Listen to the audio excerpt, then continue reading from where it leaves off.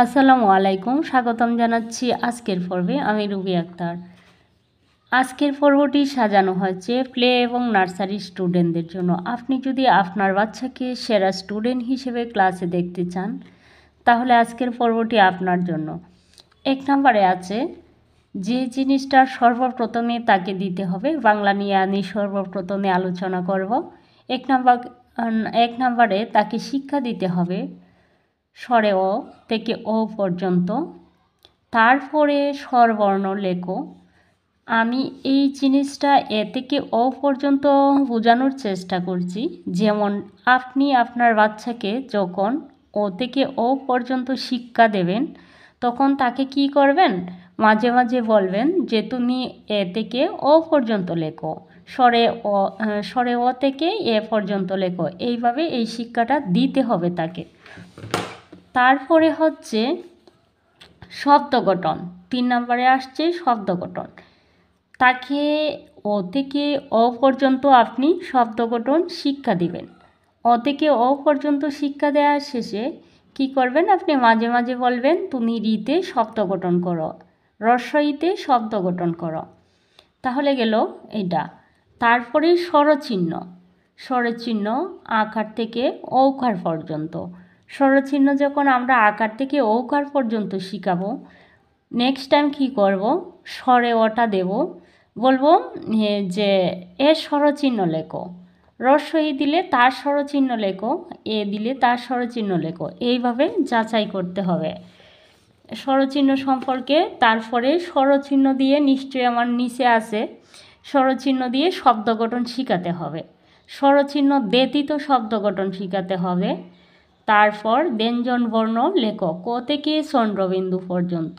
ব্যঞ্জন বর্ণটা এইভাবে শিখাতে হবে যেন ক থেকে চন্দ্রবিন্দু পর্যন্ত নয়, শুধু তাকে মাঝে মাঝে ধরবেন আপনি যে ক বর্গীয় শব্দগুলো লেখো, থ বর্গীয় শব্দগুলো লেখো। যেমন আপনি ধরলেন তো থেকে দন্তন্য পর্যন্ত তুমি লিখে দাও। তারপরে 7 নম্বরে হচ্ছে শিখাতে হবে বর্ণ দিয়ে শব্দ তৈরি। যেমন অ থেকে অ পর্যন্ত, ক থেকে চন্দ্রবিন্দু পর্যন্ত, অ থেকে অ পর্যন্ত, ক থেকে চন্দ্রবিন্দু পর্যন্ত। এই বিষয়গুলো যদি আপনি আপনার বাচ্চাকে শেখান, ইনশাআল্লাহ তাকে বৃত্তির জন্য আর এক্সট্রা কোনো প্রিপারেশন তাকে দিতে হবে না। বর্ণ দিয়ে শব্দ তৈরি, বর্ণ দিয়ে শব্দ তৈরি, শব্দ গঠন আর শব্দ তৈরি একই কথা। যেমন হঠাৎ করে ধরলেন যে ট দিয়ে তুমি শব্দ গঠন করো। তারপর শূন্যস্থান পূরণ, এটা শেখাতে হবে। শূন্যস্থান পূরণ, শূন্যস্থান পূরণ, স্বরবর্ণের শূন্যস্থান পূরণ, ব্যঞ্জন বর্ণের শূন্যস্থান পূরণ। তারপর এলোমেলো বর্ণ সাজিয়ে শব্দ গঠন। এলোমেলো বর্ণটা আপনারা ওই যে শব্দগুলো আমাদের বইয়ে আছে সেই শব্দগুলাই আসলে এলোমেলো হয়। তারপরে যাই হয় শব্দ গঠন করতে হয়। বর্ণের সাহায্যে কার চিহ্নের ব্যবহার, বর্ণের সাহায্যে কার চিহ্নের ব্যবহার। যেমন আমি ওইখানে আকার লিখলাম, আকার দিয়ে শব্দ গঠন করতে হবে। যেমন আমি লিখলাম আকার দিয়ে বাবা হয়, মা হয়, চাচা হয় ইত্যাদি। তারপরে রসুকার, রসুকার দিয়ে ফুল হয়, কুল হয়, দুল হয়, যা ইচ্ছা আমি লিখতে পারি। কুল ক দীর্ঘকার হয়, সরি সেটাতে রসুকার হবে না। আচ্ছা ইত্যাদি আমি বললাম। তারপরে স্বরবর্ণের পাশে কার চিহ্ন লেখো। স্বরবর্ণের পাশে কিছুক্ষণ আগে আমি আলোচনা করে আসছি, স্বরবর্ণের পাশে কার চিহ্ন লিখতে হবে। যেমন ঐকার আছে, তাহলে এইখানে ঐকার লিখতে হবে। এই শিক্ষাটা দিতে হবে। তারপরে আরেকটা বিষয় আমি লিখিনি আমার এই জায়গাতে, যেটা মোস্ট ইম্পর্টেন্ট, সেটা হচ্ছে স্বরচিহ্ন ব্যতীত শব্দ গঠন শিখাবেন আপনার বাচ্চাকে। স্বরচিহ্ন দিয়ে শব্দ গঠন শিখাবেন, স্বরচিহ্ন ব্যতীত। যেমন আমরা ফলক, জলক, তারপরে ওল, এগুলা শিখালাম স্বরচিহ্ন ব্যতীত। কিন্তু নির্দিষ্ট অক্ষর দিয়ে, নির্দিষ্ট বর্ণ দিয়ে স্বরচিহ্ন শিখাতে হবে। যেমন আমি ফ দিলাম, তাহলে এইখানে যদি আসে পরীক্ষাতে, বাচ্চারা অনেক সময় দেখা যাচ্ছে আমার কিছু স্টুডেন্টরা এই জায়গাতে ভুল করে আসছে, সেজন্য আজকের পর্বটা আমার সাজানো। দেখা যাচ্ছে যে বলা হলো যে তোমাকে নির্দিষ্ট ফ দিয়ে শব্দ গঠন করো, তাহলে ফ দিয়ে স্বরবর্ণ স্বরচিহ্ন ব্যতীত। তা এই কি ভুল করেছে যে বাচ্চারা এটাকে ফানি দিয়ে আসছে কিংবা অন্য একটা শব্দ দিল, কিন্তু তারা বুঝতে পারেনি যে এর মধ্যে স্বরচিহ্ন আছে। এই জিনিসটা বোঝাতে হবে যে কোনটা স্বরচিহ্ন ব্যতীত আমি শব্দ গঠন করব। যেমন আমি যদি এইখানে ফবন লিখি তাহলে কি হবে, এইখানে কোনো স্বরচিহ্ন নাই, এটা হচ্ছে স্বরচিহ্ন ব্যতীত। আর এইখানে আমি ফানি লিখলাম, তাহলে তো এইখানে আমার স্বরচিহ্ন এসেই গেল। তাহলে আপনার বাচ্চাকে যা শিখাবেন, নির্দিষ্ট বর্ণ দিয়ে স্বরচিহ্ন ব্যতীত নির্দিষ্ট শব্দ গঠন, বর্ণ দিয়ে নির্দিষ্ট শব্দ গঠন, স্বরচিহ্ন ব্যতীত, আবার স্বরচিহ্ন দিয়ে শব্দ গঠন শেখাতে হবে। প্রতিটা অক্ষরেরই শব্দ গঠন শেখাতে হবে, স্বরে অ থেকে ও পর্যন্ত, এই ক থেকে চন্দ্রবিন্দু পর্যন্ত। এবার আবার 15 নম্বরে আছে হচ্ছে যা শিখাবেন পাখি, পশু, ফুল, ফল, শাকসবজি জাতীয় বিষয়গুলা, যেমন জাতীয় পাখির নাম কি, জাতীয় ফুল কি, এইগুলা বিষয়গুলা শিখাবেন। এইগুলা যদি আপনি আপনার বাচ্চাকে শিখান, তাহলে আমি 100% গ্যারান্টি দিতে পারি আপনার বাচ্চাই হবে সেরা বাচ্চা ক্লাসের। এবার আমরা চলে যাব ইংরেজিতে। ইংরেজি নিয়ে এখন আলোচনা করব। আপনি যদি বছরের শুরুতেই আপনার বাচ্চাকে, যদি আগামীতে যদি সে নার্সারি স্টুডেন্ট হয় এবং প্লেতে যদি পড়ানোর ইচ্ছা থাকে আপনার, যে আগামীতে প্লেতে ভর্তি করবেন 2026 সালে, তাহলে এই ক্লাসটি যদি আপনি করান, তাহলে আপনার বাচ্চা হবে 100% গ্যারান্টিযুক্ত, আপনার বাচ্চাই হবে সেরা বাচ্চা। দেখেন, সর্বপ্রথম সে যদি নার্সারিতে পড়ে, তাহলে আমি বলবো যে প্লেতে পড়ে, তাদের বৃত্তির জন্য কোনো প্রকার আর টেনশন করা লাগবে না। আপনারা একটা গাইডবুক নিয়ে আসেন লাইব্রেরি থেকে, যেগুলোর সহায়তা আপনারা অটোমেটিকলি পেয়ে যাবেন, আর আজকে ক্লাসটি করেন। দেখেন, যেমন ক্যাপিটাল লেটার আমাকে ইংরেজিতে শেখাতে হবে এ থেকে জেড পর্যন্ত, তারপরে স্মল লেটার শেখাতে হবে এ থেকে জেড পর্যন্ত। রাইট এ স্মল লেটার, তাকে এই যে জায়গাগুলো আছে এই বিষয়গুলো বোঝাতে হবে, তাকে পড়াতে হবে যে ক্যাপিটাল মানে কি বড়, স্মল মানে কি ছোট্ট, লেটার মানে কি অক্ষর, এইগুলো শিখিয়ে তোমাকে বলছে ক্যাপিটাল লেটার লিখতে, তাহলে তোমাকে বলছে বড় হাতের অক্ষরগুলি লিখতে। অনেক বাচ্চা আছে পড়া পারে, কিন্তু এই বিষয়গুলো পারে না।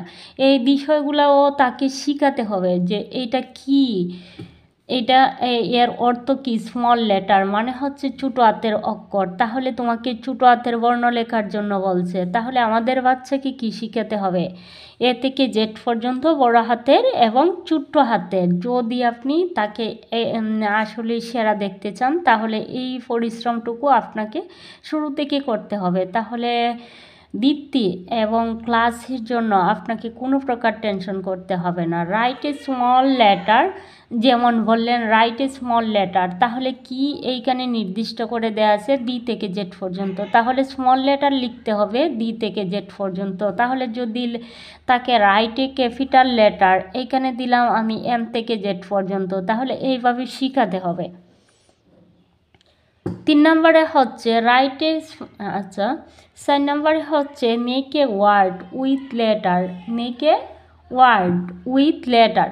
এই যে লেটারটা আছে তাকে এই জায়গাগুলা বোঝাতে হবে। মেক এ ওয়ার্ড তোমাকে বলা হয়েছে এই যে বর্ণটা আছে সেই বর্ণটা দিয়ে ওয়ার্ড শব্দ তৈরি করতে, হ্যাঁ, এই লেটারটা দিয়ে শব্দ তৈরি করতে। তাহলে এইখানে আছে আই, তাহলে আই দিয়ে কি হয়, আইস হয়।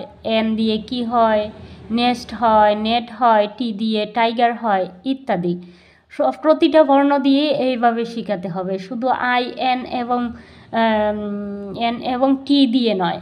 সবগুলা বর্ণ দিয়েই শেখাতে হবে। তারপরে হচ্ছে 5 নম্বরে ফিল ইন দ্য গ্যাপস, তাকে শেখাতে হবে যে এটা শূন্যস্থান পূরণ তোমাকে বলছে, এই শূন্যস্থান এর মিনিংটা বোঝাতে হবে। তাহলে এইখানে কি দিছে, এম দিছে, তোমাকে এটাকে মুন বানাতে হবে, এইভাবে শেখাতে হবে। প্রতিটা ওয়ার্ড দ্বারাই আপনাকে শেখাতে হবে, বইয়ের যে ওয়ার্ডগুলো আছে সেই ওয়ার্ডগুলো দিয়ে। দেখে 6 নম্বরে আসবে, 6 নম্বর হচ্ছে যেটা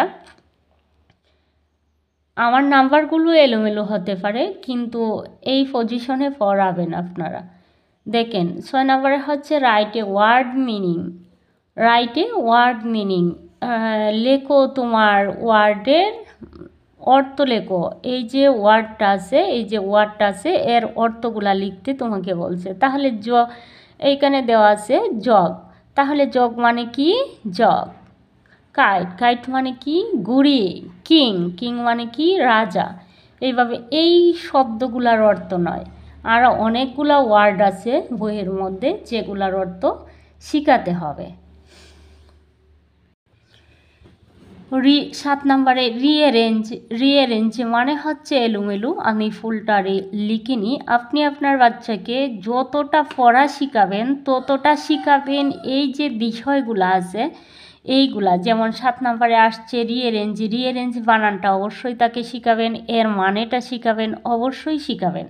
তা না হলে কিন্তু আপনি মিস্টেক করবেন। যতই রিঅ্যারেঞ্জ শিখান কিন্তু তাকে যদি এই বিষয়গুলো না শিখান, যদিও সে পারে কিন্তু সে যদি নাই বুঝে যে এই জায়গাটাতে কি আসছে, আমাকে কি লিখতে হবে, তাহলে কিন্তু আপনার বাচ্চা আসলেই মানে ভালো হতে পারবে না। তাকে ওই বিষয়গুলো সম্পর্কে অ্যাক্টিভ করতে হবে আগে। দেখো এইখানে কি আছে, ফ্যান আছে, তাহলে ফ্যানটারে আমি কি করব, এফ এ এন, এলোমেলো আছে এফ এন এ, তাহলে আমাকে এটা সাজাতে হবে, এলোমেলোটাকে সাজাতে হবে, এফ এ এন। আর এইখানে আছে এম এন এ জি ও, তাহলে আমাকে এটাকে ম্যাঙ্গো লিখতে হবে, N A N G O, mango, M A N. এটা শুধু আসবে, আরও অতি সহজ করে দেয় এলোমেলোগুলা হ্যান। আচ্ছা, হ্যানটাও সাজাতে হবে। এই ওয়ার্ডগুলি নয়, আমার অনেকগুলা রিঅ্যারেঞ্জের ওয়ার্ড থাকবে যেগুলা বৃত্তির একটা গাইড কিনলেই হয়। তাই এ টু জেড পর্যন্ত এইখানেই থাকে, যে কোনো গাইড কিনলে হয়। তারপরে 8 নম্বরে হচ্ছে fruits of name, fruits name, flower name, vegetable, birds, এইগুলা শিখালেই ইনশাল্লাহ হয়ে যাবে, আর কিছু শিখাতে হবে না। গণিত বিষয় যা থাকবে তা হচ্ছে আপনাকে যে বিষয়গুলা ক্লিয়ার করতে হবে। সংখ্যা লেখো, সর্বপ্রথম সংখ্যাটা তাকে এমনভাবে শিখাতে হবে। আমার সবগুলা বিষয় নিয়ে আমার ভিডিও দেওয়া আছে, যাদের কোনো প্রবলেম যদি হয় তাহলে এই ভিডিওগুলো দেখে আসতে পারেন। প্রতিটা বিষয় নিয়ে আলাদা আলাদা করে ভিডিও দেওয়া আছে। সংখ্যা লেখো 1 থেকে 100 পর্যন্ত। আপনার বাচ্চাকে 1 2 3 4 5 এইভাবে শেখাবেন না, প্লিজ শেখাবেন না। শেখালে কি হবে, সে 1 2 3 4 5 গুনতে জানে কিন্তু সে লিখতে জানে না। এটা কি, হঠাৎ করে তাকে যদি আপনি 55 ধরেন তাহলে সে জানবে না সেইটা যে 55, সে বলতে পারে না, একদম কি হয়ে যায়। তাহলে কি করতে হবে, 1 থেকে 10 পর্যন্ত, 1 থেকে 10 পর্যন্ত এতভাবে ভালোভাবে তাকে শেখাতে হবে। তাকে লেখার সাথে সাথে পড়াতে হবে যে আমি 1 লিখতেছি, একটা ধারাবাহিক গড় টেনে দিতে হবে 1 লেখার জন্য। তাহলে সে ওইটাতে, এই গড়টাতে শুধু 1 লিখবে। আমার কিন্তু ভিডিও দেওয়া আছে, যারা দেখেননি দেখে আসতে পারেন।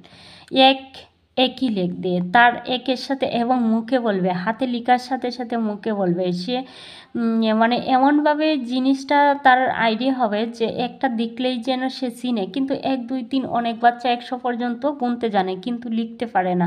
হঠাৎ করে একটা সংখ্যা ধরলে সে বলতেও পারে না। তার জন্যে মানে সঠিক শিক্ষা দেওয়া হয়নি, তার জন্য এমন হয়। তারপরে ধরেন আপনি 50 শিখালেন, সে একটা লাইনে শুধু 50 লিখবে আর শিখবে। এইভাবে করে 100 পর্যন্ত তাকে শেখাতে হবে। তারপরে হঠাৎ করে আমি কি বলবো, যে এই জায়গাটা দেখেন, আমি 10-এর পর থেকে যখন শিখব তখন 10-এর পর থেকে যত সংখ্যাগুলি আছে এইভাবে শিখতে হবে। 1 10 1 11, এটাকে 11 বলা যায়। 11 বলতে পারবেন, কিন্তু সে যখন একদম শিক্ষাটা কমপ্লিট করবে তখনই কিন্তু সে 11 বলতে পারবে। কিন্তু তাকে সব সময়ই শিখাবেন যে সেটাকে যেন সে 1 10 1 11 বলে, 1 10 2 12 বলে, তাহলে তার শিক্ষাটা হয়ে যাবে। আর সর্বপ্রথম যে জিনিসটা সেটা হচ্ছে 1 থেকে 10 পর্যন্ত একদম ভালোভাবে শেখাতে হবে। আচ্ছা, তারপরে কথায় লেখো। আপনারা কিন্তু 1 থেকে 100 পর্যন্ত যে লিখতে শিখাবেন, তারপরে শেখার শেষে কী করবেন, হঠাৎ করে তাকে বলবেন তুমি 20 থেকে 30 পর্যন্ত লেখো। তারপরে শূন্যস্থান টেনে দিবেন। তারপরে কি করবেন, এলোমেলো করে দিবেন সাজিয়ে লেখার জন্য, ছোটো থেকে বড় দিবেন। এইগুলা করতে হবে, এগুলা পরীক্ষাতে আসবে। তারপরে হচ্ছে কথায় লেখো 1 থেকে 100 পর্যন্ত। ইংরেজিতে কথায় লেখো, ইংরেজিতে সংখ্যা লেখো, ইংরেজিতে কথায় লেখো। আপনি যদি এইখানেও হচ্ছে আমার বিষয়টা, আমি ইংরেজিতে কথায় লেখো এগুলা নিয়ে আলোচনা করেছি ভিডিওতে। ইংরেজিতে কথায় লেখো আপনি 1 থেকে 10 পর্যন্ত শিখাবেন। 1 থেকে 10 পর্যন্ত শিক্ষা দেওয়ার শেষে আপনি কি করবেন, তাকে 40 বানানটা শিখাবেন। 30 40 60, তারপরে 70, তারপরে 80 90, এই কয়টা হাতে গোনা কয়টা বানান শিখালে আপনি দেখবেন তার 100 পর্যন্ত শিখা হয়ে গেছে। 100 বানানটা শিখাবেন। আবারও বলতেছি 20 বানানটা শিখাবেন। 1 থেকে 10 পর্যন্ত একদম কমপ্লিট করে শিখাতে হবে। 1 থেকে 10 পর্যন্ত শিখানোর শেষে তাকে 1 থেকে 10 পর্যন্ত না, এই ক্ষেত্রে শিখাতে হবে 1 থেকে 20 পর্যন্ত। 1 থেকে 20 পর্যন্ত একদম ক্লিয়ারলিভাবে যখন শিখাবেন তাকে শেখাবেন 20 বানান, তারপরে 30, তারপরে 40। এটা 40 অনেক বাচ্চারা কি করে, আমি যখন শিক্ষা দেই তখন তারা কি করে ভুলভাল করে ফেলে 40 লেখে, হ্যাঁ, FOUR 40 লেখে, কিন্তু FOR যে এটা আপনি বুঝাবেন তাকে যে 20-র পরে 40 হয় না, 20-র পরে 40 হয় না, 40 হয়। তাহলে 40 50 60 70 80 90 এবং 100, এই কয়টা সংখ্যা শিখাবেন বানান। তারপরে দেখবেন আপনার বাচ্চা 100 পর্যন্ত শিখে গেছে, একদম কষ্ট করা লাগবে না আপনার। যেমন ধরেন আমি 30 শিখলাম, তাহলে কি লিখবো 31 32 34, আমি তো 1 2 3 4 এদিকে ক্লিয়ার করেই গেছি, সেজন্য আমাদের আর কোনো কি হবে না। তারপরে ইংরেজিতে সংখ্যা লেখো, আমি এইখানে উল্লেখ করিনি, ইংরেজিতে সংখ্যা লেখো। আপনি ঠিক তেমনি 1 থেকে তাকে কৌশল করে কি শিখাবেন, 1 থেকে 10 পর্যন্ত যদি আপনি শিখান তাহলে অটোমেটিকলি তাকে 30 40 এবং 50 60 যদি শিখান তাহলে 31 32 আবার সে লিখতে পারবে। এই সংখ্যাগুলি আপনাকে অত্যন্ত মজবুত করে শেখাতে হবে যে 30, সে যদি 30 লিখতে পারে, 20 লিখতে পারে, তাহলে আবার শুরু করবে 21 থেকে, 22 থেকে, 23 থেকে, তাহলে তার সেই ক্ষেত্রে আর কখনো সংখ্যাগুলো লিখতে তার কোনো মিস্টেক হবে না। আর এই জিনিসগুলো অত্যন্ত মজবুতভাবে শেখাতে হয়। আপনি যদি এই জিনিসগুলো এলোমেলো করে শিখান তাহলে কিন্তু মানে বিষয়টা অত্যন্ত কি হয়ে যায়, নড়বড়ে হয়ে যায়। কারণ এই বাচ্চারা কি করে, যদি 20 পর্যন্ত শিখে তাহলে 20 পর্যন্তই লিখতে জানে, যে আমি 20 পর্যন্ত, তাকে শিক্ষা দেন, ভালোভাবে শিক্ষা দেন যে 20 থেকে আবার 21 22 23, তাহলে তো তুমি 1 থেকে 10 পর্যন্ত পারো। এ দ্বারা আবার সংখ্যা গঠন করা হয়েছে, প্রতিটা সংখ্যাই 1 থেকে 9 পর্যন্ত আবার সংখ্যা গঠন করা হয়। তারপরে ছোট্ট থেকে বড় নির্ণয়, ছোট্ট থেকে কীভাবে বড় নির্ণয় করবেন তা নিয়েও আমার একটা ক্লাস আছে, আপনারা দেখে আসতে পারেন। দেখেন, আমরা যখন ছোট্ট থেকে বড় নির্ণয় করব, 1 থেকে 1 থেকে 10 পর্যন্ত আপনি ভালোভাবে শিখাবেন যে কোনটার চেয়ে কোনটা বড়, কোনটার চেয়ে কোনটা বড়। তারপরে এই একক স্থানীয় এই যে বাম দিক থেকে সংখ্যাগুলা আপনাকে কিভাবে শিখাতে হবে, বাম দিক থেকে শুরু করতে হবে। বামের গড়টা যদি বড় হয়, তাহলে যদি দুইটা সংখ্যা, যে সংখ্যার সাথে আমি যে সংখ্যা তুলনা করব সেই সংখ্যাটা দেখব যে বামের গড়টা আগে একই রকম কিনা। যদি একই রকম না হয়, যে সংখ্যাটা বড় হবে সেই সংখ্যাটাই বড়। যেমন আমি তুলনা করছি 1-এর সাথে 2, তাহলে এইখানে হচ্ছে আমার 2 বড়, তার মানে এই সংখ্যাটি বড়। এইভাবে শেখাতে হবে। তারপরে যদি আমার এইখানে ধরো আমি 10 লিখলাম, এইখানে 11, তাহলে আমি কিভাবে নির্ণয় করব? এইদিকে বামের গড়টা হচ্ছে বড়, এইদিকেও এইদিকে আর এইদিকে দুইটা সংখ্যাই সমান, তাহলে কি করতে হবে? তাহলে যেটা করতে হবে সেটা হচ্ছে বামের গড়টা আমার একই রকম, তাহলে আমাকে কোথায় যেতে হবে? ডান দিকে যেতে হবে। ডান দিকে যেয়ে দেখব যে দ্বিতীয় গড়ে যাব, তাহলে দ্বিতীয় গড়ে গেলে কোন সংখ্যাটা ছোটো, তাহলে ছোটো বড় নিয়ে আমার ক্লাস রয়েছে। তাহলে কি করব? এই সংখ্যাটি ছোটো, আর এই সংখ্যাটি হচ্ছে 0-র চেয়ে 1 বড়, তাহলে এই সংখ্যাটি বড়। আচ্ছা, আমি নেক্সট টাইম এ নিয়ে আলোচনা করব রোমান সংখ্যা ও টিকতেন নিয়ে। 1 থেকে তোমাকে 1 থেকে 100 পর্যন্ত রোমান সংখ্যা শেখাতে হবে। রোমান সংখ্যা যেভাবে শেখাতে হবে তা নিয়ে আমার ক্লাস আছে, আপনারা দেখে আসবেন। জোড় সংখ্যা, বিজোড় সংখ্যা এ নিয়েও আমার ক্লাস আছে। যোগ বিয়োগ নিয়ে আমার ক্লাস আছে। গুণের নামতা নিয়ে আমার ক্লাস আছে। প্রতিটা বিষয় নিয়ে আমার ক্লাস আছে, আপনারা দেখে আসবেন আইমান লার্ন ওয়ার্ল্ড টের ভিতরে ঢুকে। এ নিয়ে আমার ক্লাস আছে। আমি আশা করি আপনারা যদি ক্লাস দেখেন এবং আপনারা যদি আপনার বাচ্চাকে 1 নম্বরে দেখতে চান, তাহলে এই বিষয়গুলোতে যদি আপনি আপনার বাচ্চাকে অ্যাক্টিভ করেন, ইনশাল্লাহ আপনার বাচ্চাকে ক্লাসে কেউ ঠেকাতে পারবে না। আমার প্রতিটা স্টুডেন্টই ইনশাল্লাহ, আমি গর্ব করে বলতে পারি যে আমার প্রতিটা স্টুডেন্ট এতটাই জিনিয়াস, যেটা দেখে আমার নিজেরও ভালো লাগে। যাক, আলহামদুলিল্লাহ, সকলেরই মঙ্গল কামনা করি। সবাই ভালো থাকেন, সুস্থ থাকেন এবং ভালোর সাথে থাকেন। আর সব বাচ্চাদের ভবিষ্যৎই যেন ফুলের মতো হয়। সবার মঙ্গল কামনা করে এখানেই বিদায় নিচ্ছি। আল্লাহ হাফেজ।